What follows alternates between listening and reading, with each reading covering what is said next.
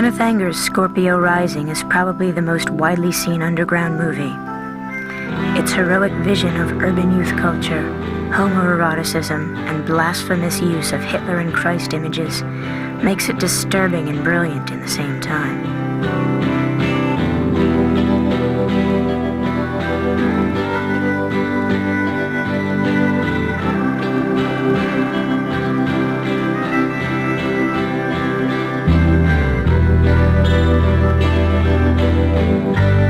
Scorpio Rising gave inspiration for our project, Claiming Marilyn. Claiming Marilyn is a collaboration of different designers and reprobates, and in this instance, it was Fearless, Bevan, and Emily Hell. What captivated me was the image on the sleeve of the sort of hobbled foot in the club foot in the shoe, and it just seemed really obvious that the first place it should be played is in the dungeon. The whole thing with the artwork, what we was trying to do is like kind of have that kind of repetition of an image, like kind of quite harsh image, but it's kind of like almost quite sadistic, and repeat it, but with that repetition have a slight change. And so you look at each actual kind of X-ray of the shoe, and it is very, very different. And then when we do a lot of our artwork, it's that we'll come up with an idea, and then we kind of like the sucker pieces, the actual pieces, the pawn pieces, and we kind of designed them, and then we kind of gave them out to these different printers, and we wrote with different printers, and it's like people like Jeff Koons, like where they work, it's just like that's the way forward. I think the days of just painting something, just like it's about just involving other people, but utilising talent around you. I think to a certain extent. I think my kind of getting into reggae really originally was like being on a bus when I was a kid and finding a tape, this cassette tape, and had nothing written on it, and I took it home and listened to it, and it was a reggae album, and I didn't know what it was for years, and then found out it was Rocking Time, Burning Spear, which is actually one of my favourite all-time albums. And then through listening to a lot of people like Burning Spear and Peter Tosh and stuff like that, getting more and more into just like the kind of stripped down kind of version of reggae, which is dub, and the pioneers, people like King Tubby and the scientist who was like his assistant, who did a whole series of albums like Scientist Meets Space Invaders and stuff like that, which are incredible albums. But it was mainly just like listening to Tubby and the way that he kind of stripped things down to kind of bass and drums.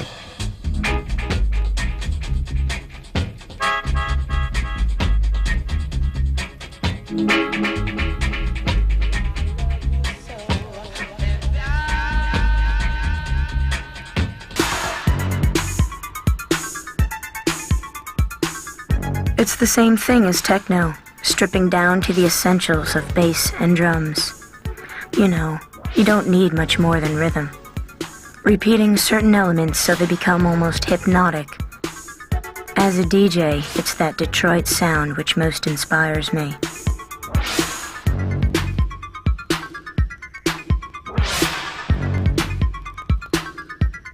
Krautrock was something I didn't really get into, to a lot later, I think it was like, the first time I heard Harmonia, Bobby played it to me, and Noi, I think, as well, actually, and it was just like kind of Noi, that kind of repetition. It was like kind of, I thought it was like what we were trying to do, like kind of like almost like dance music with live musicians, just like repetition.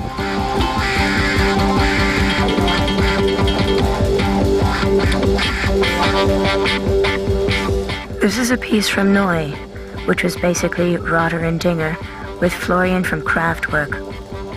They started experimenting, taking mechanized sounds from everyday life into music. Their robotic, repetitive, all-electronic music was so influential. Recording methods and techniques are very important. They influence greatly the final outcome of the music, without a doubt. But also that whole thing of like when we started writing the album, listening to like loads of stuff like Chocolate Watch Band and 34 Elevators, and just that, the same thing, But that's the only thing we really set out to do, wasn't it? When we talked about it, like the album was, but we wanted to make something raw and really organic.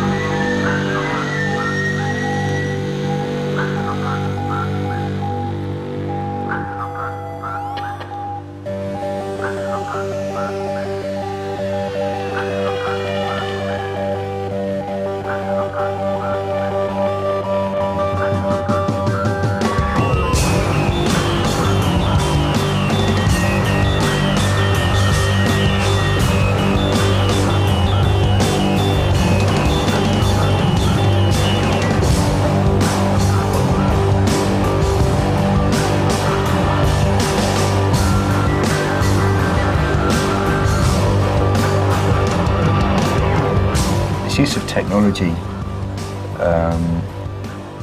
and abuse of technology as well, which you know, I don't think I've ever, excuse me, read a manual in my life on how to work something. You just push buttons at random until you learn by your mistakes. Can were mind-blowing. They were the leading avant-garde rock group of the 70s. Just even the way they recorded, like, you know, when you see Can live. Oh yeah. It was just freaking mind-blowing. I mean, even like, you know, their studio when they bought those mattresses from that mental hospital, and they just covered the walls, like just every surface is just these kind of blue and white striped mattresses, you know, like soundproofed. As you see right here, hand, say that. Pull your back deep, better than that. I see your old cheek, say that. It's a kind of motherless sign. Take out the suit and pass it. Nothing to do every day. So I think, you know, what we tried to do with the Contino sessions really was like to blend that kind of like rawness of, you know, Krautrock and the way it was recorded, and the sounds like bands like Can were getting with their drums, and like, you know, the raw and that rawness and organicness of like a lot of psychedelic music, and the kind of, you know, the bass driven with dub and that kind of repetitiveness of techno, and kind of just put it in a melting pot.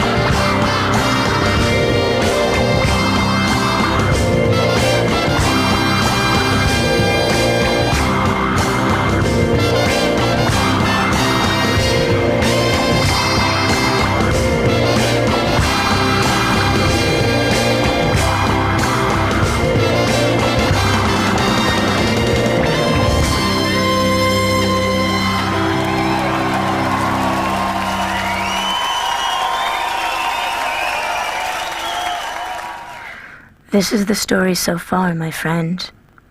We want to thank Dot Allison, Bobby Gillespie, Jim Reed, and Iggy Pop, who all contributed to this album.